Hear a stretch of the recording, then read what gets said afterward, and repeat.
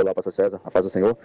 Bom dia a todos aí da mesa também. Gostaria de saber se poderia ser tratado aí nesta conversa sobre a história e o entendimento da Igreja Católica de ser a única igreja verdadeira e de que o Papa é sucessor de Pedro, e que eles tratassem qual foi o século que passou a ter esse entendimento de que precisaria ter um bispo universal e esse bispo era da Igreja Romana.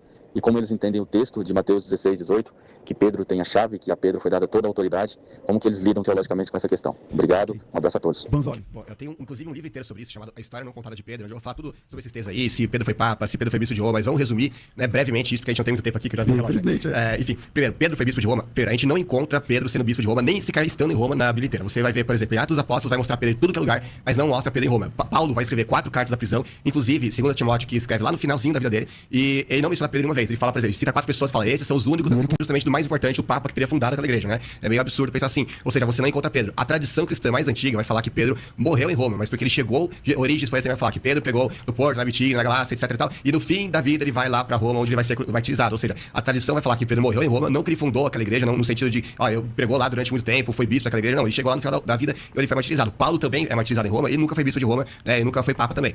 Os primeiros pais da igreja, você nunca vai ver eles falando que Pedro foi bispo de Roma. Eles começam, bom, primeiro, pra começar a conversa, nos primeiros pais da igreja, você nem sequer vê episcopado monarca em Roma. Que é isso? Um bispo governando sobre demais. Inácio vai escrever 7 cartas a 7 igrejas e ele não vai mencionar nenhuma vez um bispo de Roma ou o papa, qualquer que seja. Todas as cartas dele que ele escreve às outras igrejas, ele vai mencionar várias e várias vezes o bispo local daquela igreja, né? Submetam-se ao bispo, falando do bispo local, aos presbíteros e aos diáconos. Na carta da igreja de Roma, ele nem menciona nenhuma vez o bispo. Por quê? Porque justamente em Roma, isso vai ter vários historiadores que vão reconhecer, não historiadores católicos, inclusive com o imprimatur e tudo, que eles vão reconhecer que não existia episcopado monarca em Roma nessa época. O pastor de Hermas, ele é um documento que ele vai falar que os presbíteros se governavam a igreja de Roma. Não havia ainda um bispo único em Roma nessa época. Agora, mais tarde, na época de Irineu em diante, é que eles vão, de uma forma um tanto quanto errônea, né? Eles vão interpretar que aqueles presbíteros que haviam em Roma, como por exemplo Clemente, Lino, eram bispos. Aí vai surgir listas, mas listas começavam com Lino e não com Pedro. Inclusive, essas listas vão entrar em divergência umas com as outras, que todos os pais da igreja que citam listas de bispos de Roma vão citar listas que são diferentes um dos outros, né? O catálogo liberiano, por exemplo, ele vai duplicar o Anacleto, ele vai citar um Cleto e outro Anacleto, sendo que esse Cleto nem existe, né? Enfim,